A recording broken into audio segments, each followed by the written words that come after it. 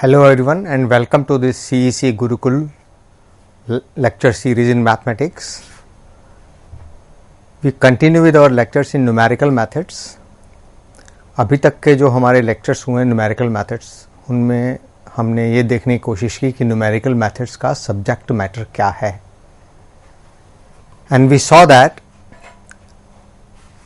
कि mathematics की वो problems जिनके हम एग्जैक्ट सॉल्यूशन नहीं निकाल सकते अपने कैलकुलस एनालिसिस कैलकुलस में, चाहे इंटीग्रल कैलकुलस हो, डिफरेंशियल कैलकुलस और इसी तरह के जो टूल्स हमने अब तक पढ़े हैं, तो हमको सहारा लेना पड़ता है अप्रॉक्सीमेट सॉल्यूशंस का.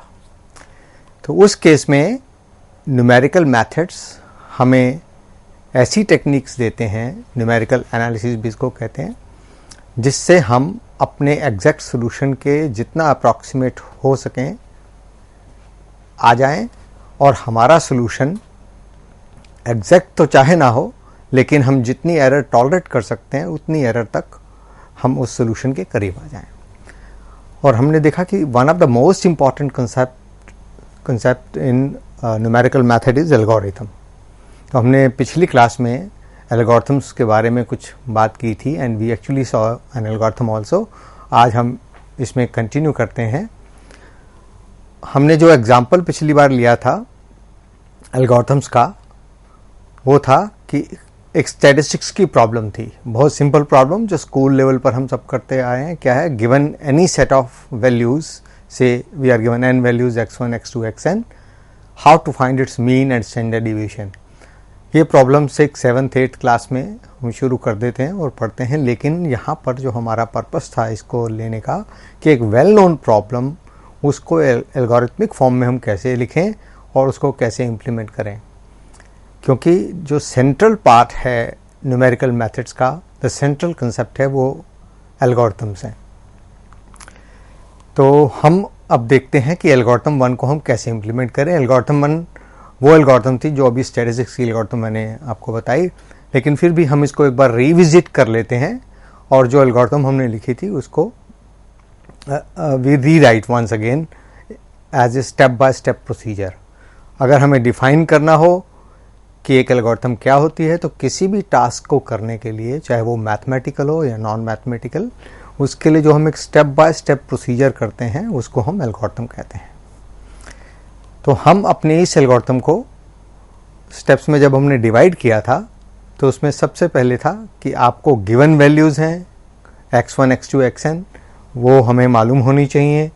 दे आर कॉल्ड द इनपुट्स. अब प्रोसेस जब शुरू करते हैं हम कैलकुलेशन का, उसमें हम क्या करते हैं, दो वेरिएबल्स डिफाइन कर लेते हैं. एक का नाम हमने x सम लिखा और दूसरी का x2 सम, जो x स्क्वायर के सम को रिप्रेजेंट करता है. क्योंकि हमने देखा था कि मीन निकालने के लिए यानी एवरेज निकालने के लिए नंबर्स की, हमें उन नंबर्स का सम चाहिए होता है और स्टैंडर्ड डेविएशन के लिए उन नंबर्स का भी सम और उनके स्क्वायर्स का भी सम चाहिए होता है. तो ये जो दो वेरिएबल्स हैं x सम और x2 सम, इसको हम किस काम के लिए यूज़ करेंगे? x सम में हम सारे वेरिएबल्स का सम, जो वैल्यूज़ गिवन है उनका सम स्टोर करेंगे और x2 सम में उनके स्कोर का सम. मैंने थोड़ा हिंट दिया था, मैं आज फिर रिपीट कर रहा हूँ कि जब भी हम किसी कंप्यूटर प्रोग्राम के अंदर कोई वेरिएबल डिफाइन करते हैं, तो उस वेरिएबल के लिए एक मेमोरी लोकेशंस रिजर्व हो जाती है जिसमें उसकी करंट वैल्यू स्टोर होती है, और अगर उसमें कोई हम चेंज करते हैं तो वो चेंज उसमें नई वैल्यू स्टोर होती जाती है और लेटेस्ट वैल्यू वहाँ पर रहती है. अगर किसी वजह से हमें पिछली वैल्यूज़ की भी ज़रूरत होती है तो हमें और कदम उठाने पड़ते हैं. We have to take some other measures also. तो इस एल्गोरिथम में हम क्या करते हैं, x सम एक वेरिएबल डिफाइन कर रहे हैं और x2 सम, x सम में हम x की वैल्यूज़ का सम स्टोर करेंगे और x2 सम में x की वैल्यूज़ के स्क्वायर का सम, और इनिशियली हम सबको 0 कर लेते हैं, यानी सबसे पहले इन दोनों में वैल्यू 0 है. स्टेप 2 में हम क्या करते हैं कि हम i को 1 से n तक, क्योंकि हमने कहा यहाँ हमारे वेरिएबल्स कितने हैं, 1 x1 x2 xn, i को 1 रखते हैं, फिर 2 रखते हैं, फिर 3 रखते हैं. इसका मतलब क्या है कि हम अपने डेटा में जब i को 1 लेंगे तो हम फर्स्ट एलिमेंट को पिक करेंगे. फर्स्ट एलिमेंट कौन सा होगा, x1। उस x1 को हम x सम में ऐड कर देंगे और x1 के स्क्वायर को हम x2 सम में ऐड कर देंगे। ऐसा करने पर जो हमारी ओरिजिनल वैल्यू 0 थी दोनों जगह, वो 0 ना रहकर अब x1 x सम में और x1 का स्क्वायर x2 सम में हो जाएगा। और जब हमने कहा है i फ्रॉम 1 to 1, ये एक तरह का लूप है। पहले हम i = 1 के लिए काम करेंगे, फिर i = 2 के लिए, और ऐसा करते करते इस स्टेप को तब तक करते जाएंगे जब तक हम आखिरी वैल्यू xn तक नहीं पहुंच जाते। जब ये सारी वैल्यूज़ हम यूज़ कर चुके होंगे 1 से n तक, तो एंड लिखा है जो पीछे लाइन में आप देख सकते हैं, लास्ट, ये लूप का एंड है, यानी इसके बाद हम लूप से बाहर निकल सकते हैं। लेकिन जब हम बाहर निकलेंगे तो आप इमेजिन कर सकते हैं, अभी हम एग्जांपल में भी देखेंगे कि x सम की जो वेरिएबल है वहाँ स्टोर क्या हो चुका होगा, जो इनिशियली 0 था, x1 उसमें आ गया, फिर उसमें x2 जुड़ गया, x3 जुड़ गया और xn जुड़ गया। यानी जब हम इस लूप से बाहर निकले तो x सम में x1 + x2 + xn ये वाला सम जुड़ गया है, स्टोर हो गया है, और x2 सम में x1 square + x2 square + xn square, this particular sum has been stored in x2 sum. So this completes our step 2. Then we come to step 3. Step 3 is finding out the mean. Mean को हमने यहाँ x बार से denote किया है, और x बार कैसे निकलेगा आपको मालूम है, अगर हम सारे वैल्यूज़ का सम निकाल कर उसको n से डिवाइड कर दें तो एवरेज निकल आती है या मीन निकल आता है।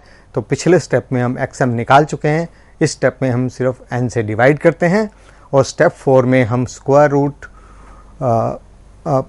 स्टैंडर्ड डेविएशन निकालते हैं। और स्टैंडर्ड डेविएशन का फार्मूला आप देख सकते हैं कि आपने जो एक्स स्क्वायर सम निकाले थे, x2 के सम पिछले स्टेप में यानी स्टेप 2 में हम निकाल चुके थे, तो उसमें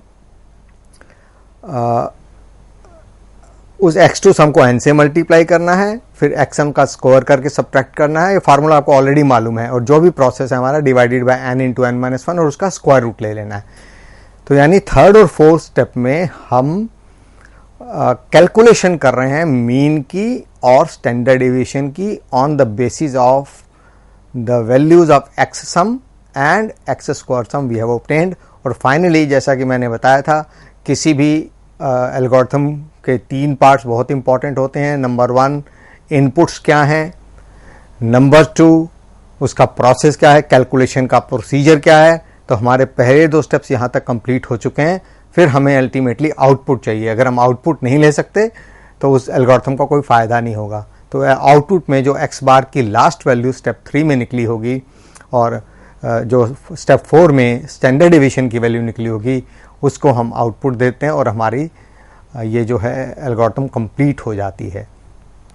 तो इसको हम इम्प्लीमेंट करके देखते हैं। अब इम्प्लीमेंट करने का मतलब है कि आप कोई एक एग्जांपल लेंगे, सपोज आपको 100 नंबर्स गिवन है और आपने उनका एवरेज और स्टैंडर्ड डेविएशन निकालना है। एक्चुअली एल्गोरिथम्स का फ़ायदा तभी होता है जब आपके पास बहुत ह्यूज डेटा हो, क्योंकि अल्टीमेटली हर एल्गोरिथम को हम कन्वर्ट कर सकते हैं। वो कंप्यूटेबल होती है, यानी उसके लिए हम किसी भी कंप्यूटर लैंग्वेज में, प्रोग्रामिंग लैंग्वेज में एक प्रोग्राम लिख सकते हैं और उस प्रोग्राम में उस एल्गोरिथम की लॉजिक के बेसिस पर पूरा प्रोग्राम लिखा जाता है और उससे हम एक क्लिक ऑफ ए सेकेंड में हम निकाल सकते हैं। यानी आपने पूरा प्रोग्राम बना दिया एल्गोरिथम के ऊपर बेस्ड और कंप्यूटर में फीड किया। आप मान लीजिए आप C++ में काम कर रहे हैं, पाइथन में काम कर रहे हैं, तो आप जैसे ही प्रोग्राम करके रन करेंगे आपको with in flick of second आपको रिजल्ट मिल जाएगा। लेकिन हम यहाँ पर एक बहुत छोटा एग्जांपल लेते हैं, क्योंकि यहाँ पर एल्गोरिथम को भी हम मैनुअली इम्प्लीमेंट कर रहे हैं। बट एल्गोरिथम का बेसिक पर्पस आपको ध्यान रहना चाहिए, दे आर प्रोग्रामेबल। अल्टीमेटली आप प्रोग्राम बनाते हैं और उनकी हेल्प से आप कितना भी ह्यूज डेटा हो, से आपको एवरेज हाइट निकालनी हो इंडियंस की और उसके लिए पूरा का पूरा आपके पास डेटा अवेलेबल है, तो आप 100-125 करोड़ लोगों की एडिशंस करना शुरू करेंगे, एवरेज करेंगे, it will be very difficult. So you just have to feed the data and you get the results. So let us see how we implement this algorithm. तो इसके लिए हमने क्या किया, सिर्फ 5 नंबर लिए हैं 1, 3, 5, 7, 9 और हमें क्या करना है, इसका मीन और स्टैंडर्ड डेविएशन निकालना है। तो जैसे हमने स्टेप बाय स्टेप अभी एल्गोरिथम को देखा था, उसी तरह से इसकी इम्प्लीमेंटेशन देखते हैं। तो सबसे पहले हमें क्या चाहिए, we need the inputs. Inputs हैं हमारे गिवन 5 नंबर्स। तो देखिए हमने क्लियरली लिख दिया कि x1, x2, x3, x4, x5 और उनकी वैल्यूज़ भी लिख दिया 1, 3, 5, 7, 9 या जो भी हमें दी होंगी। और हमें एक इम्पॉर्टेंट ऑब्जर्वेशन ये भी चाहिए, क्योंकि वो भी एक इनपुट है कि आपके टोटल नंबर कितने हैं जिनको आप ऐड करना चाहते हैं, या उनका स्टैंडर्ड डेविएशन या मीन या और भी कोई स्टैटिस्टिकल डेटा उनमें से निकालना चाहते हैं, कोई और वैल्यू स्टैटिस्टिकल वैल्यू निकालना चाहते हैं। यहाँ n=5 है, वो आपको अलग से देने की ज़रूरत नहीं होगी, कोई आपको नहीं देगा, बट आप नंबर्स काउंट करके देख सकते हैं। हाँ, लेकिन अगर बहुत ह्यूज डेटा है तो साथ में दिया जाएगा कि 20,000 वैल्यूज़ हैं, ये n=20,000, तो आप सीधा डेटा फिट करेंगे और रिजल्ट आ जाएगा। एनीवेज, तो इसमें क्या है, अब हम जो अभी स्टेप हमने कहा, स्टेप सब देखें, उनको 1 बाय 1 हम इनको इम्प्लीमेंट करते हैं। तो सबसे पहले हमारे पास इनपुट्स ऊपर लिख दिए हमने, जो वैल्यूज़ गिवन है। स्टेप 1 में क्या था, उसमें हमने सबसे पहले क्या करना था, इनिशियलाइज करनी थी एक्स सम और x2 सम की वैल्यूज़ को, वो हमने 0 कर दिया। अब जब हमने उनको 0 कर दिया तो उसके बाद हमारे पास एक्स सम जो वेरिएबल है उसमें स्टोर हो गया 0 और x2 सम में स्टोर हो गया 0। और अब हम स्टेप 2 की तरफ चलते हैं। सारी कैलकुलेशन स्टेप 2 में ही हो रही है। फर्स्ट स्टेप 1 जो है वो सिर्फ इनिशियलाइज करने का स्टेप था।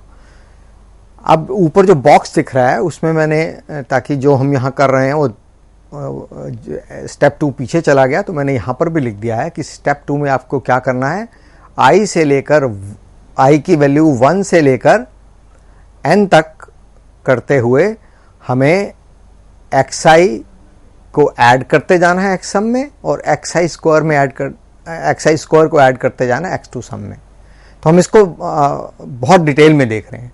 i को जब हमने 1 लिया तो आपने, इसका मतलब क्या हुआ कि आपने x1 को पिक कर लिया है। x1 की वैल्यू क्या है, वो 1 है।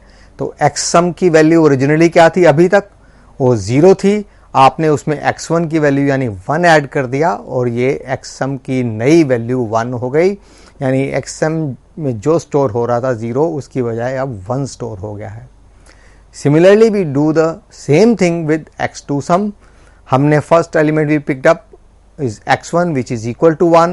We square it and add to the original value 0 of x2 sum. So we get 0 plus 1 square 1. That means when I is equal to 1 has been chosen and put into action, x sum और x2 sum में रख दिया गया, तो हमारे पास x sum की इस step के, इस स्टेज के एंड में I is equal to value 1 और x sum की वैल्यू 1 और x2 sum की वैल्यू भी 1 आ चुकी है। अब हमें नेक्स्ट स्टेप पर चलना है, क्योंकि हमें ये काम i से लेकर n तक करना होता है। तो यहाँ पर i की वैल्यू 1 हम ले चुके हैं। नेक्स्ट हम i को 1 से इंक्रीमेंट कर देंगे, 2 हो जाएगी i की वैल्यू, और x2 कितना हो जाएगा, 3। जब x2 3 है तो अब x सम में ओरिजिनल वैल्यू, अब पिछली वैल्यू 1 थी, इसमें 3 ऐड कर दिया, वैल्यू 4 हो गई। और x2 सम में x2 का स्क्वायर यानी 3 का स्क्वायर ऐड किया गया, तो 1 जो पहले वैल्यू थी अब 10 हो गई। जब हमने i = 2 के करस्पॉन्डिंग जो वैल्यू थी उसको इनपुट किया यहाँ पर, तो हमारे पास इस पर्टिकुलर स्टेज पर x सम की वैल्यू 1 और x2 सम की वैल्यू 10 हो चुकी है।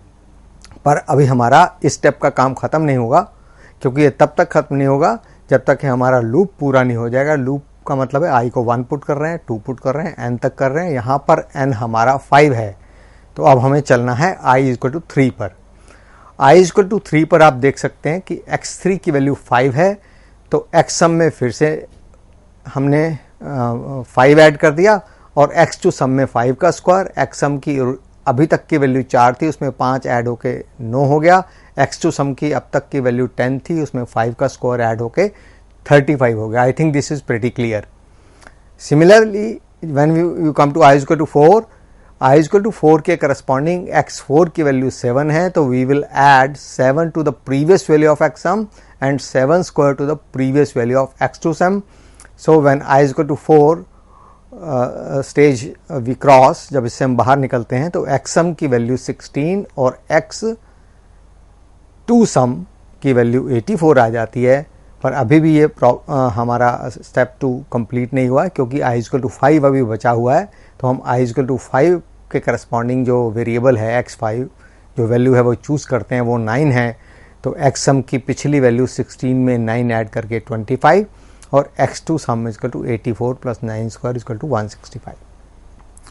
अब देखिए यहाँ पर थोड़ा हमें और ध्यान से चीज़ समझ लेनी चाहिए, क्योंकि हमने क्या किया है,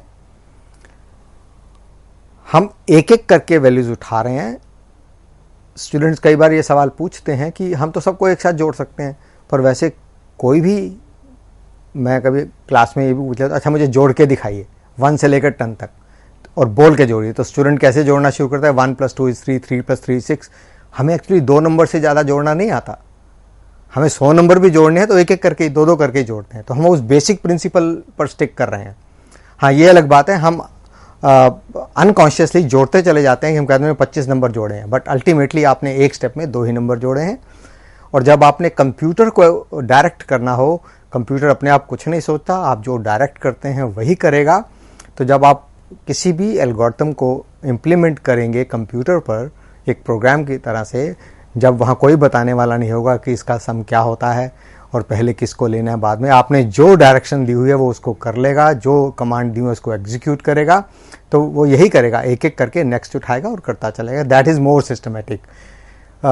कंप्यूटर के पास वो आंख नहीं है कि आप करते करते आपने बीच का एक नंबर छोड़ दिया था, बाद में देख लिया तो उठाकर ऐड कर देंगे।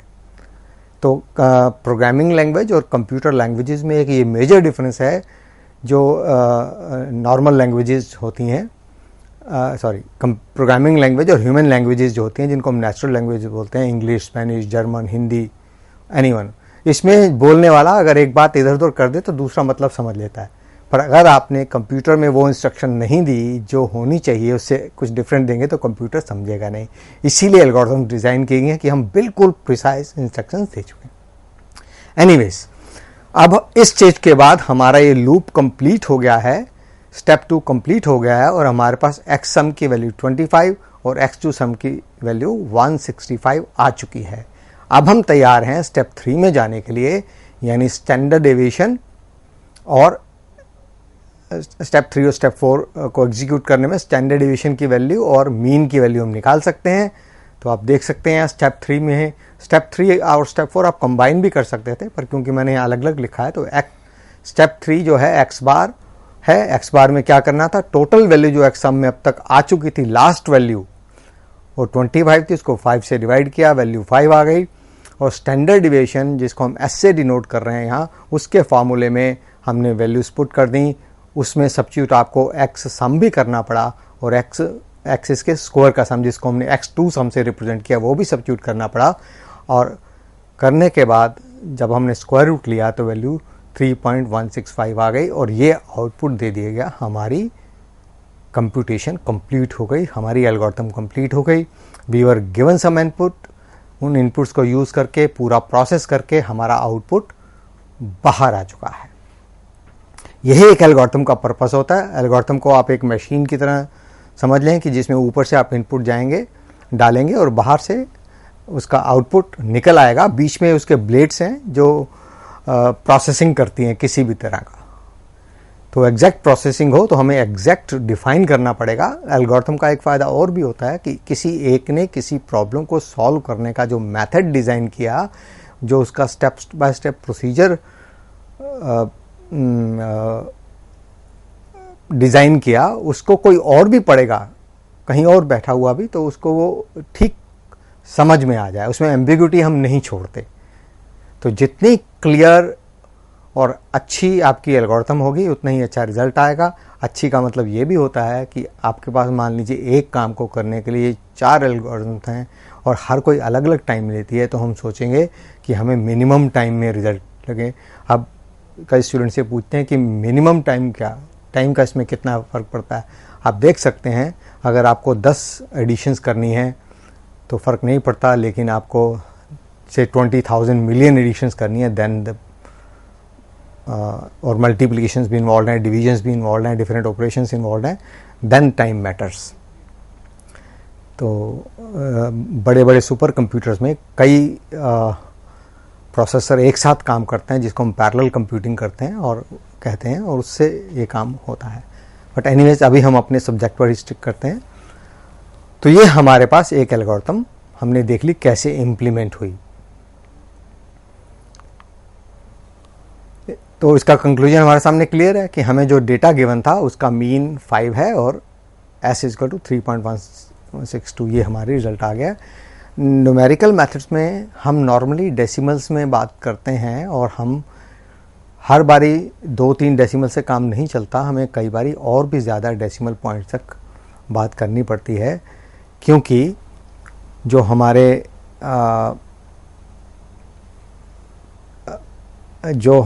हमारी जो अप्रॉक्सीमेशन की बात है ना, उस पर थोड़ी मैं यहाँ पर बात डालना चाहूँगा, थोड़ा और लाइट डालना चाहूँगा। वो ये है कि मान लीजिए आपको कोई एक वैल्यू निकालनी थी, आपको मान लीजिए जैसे मैंने पीछे डिस्कस किया था √3 ही निकालना है।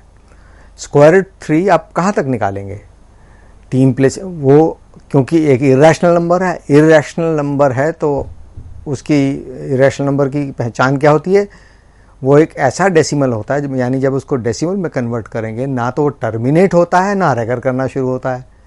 जैसे 11/5 है, आप डिवाइड करेंगे 2.2 हो जाएगा, ख़त्म हो गया, टर्मिनेटिंग हो गया। या कोई और भी अगर आपके पास रैशनल नंबर है, आप देखेंगे या तो वो टर्मिनेट हो जाते हैं, नहीं तो रिपीट करना हो जाते हैं। किस तरह के नंबर आते हैं? मान लें 3.759 759 759 आना शुरू होगा, रिपीटिंग हो गया।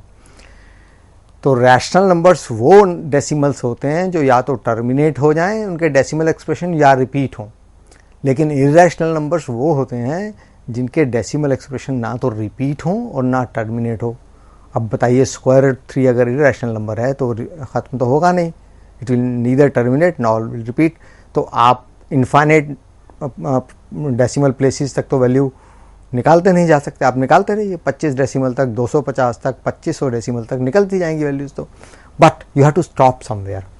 ये जो स्टॉप करने का काम होता है, वहाँ इसका मतलब आप एक्चुअल वैल्यू से थोड़ा हट रहे हैं, आप थोड़ी सी एरर कमिट करने को तैयार हैं।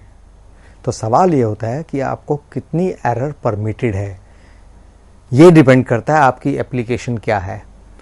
फॉर एग्जांपल ये जो 3.162 नंबर है, इसी को हम ले लेते हैं।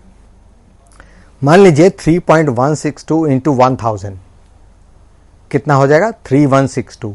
तो किसी को आपने 3162 रुपये दिए थे, चाहे उसको हमने 3.162 ही स्टोर किया हो।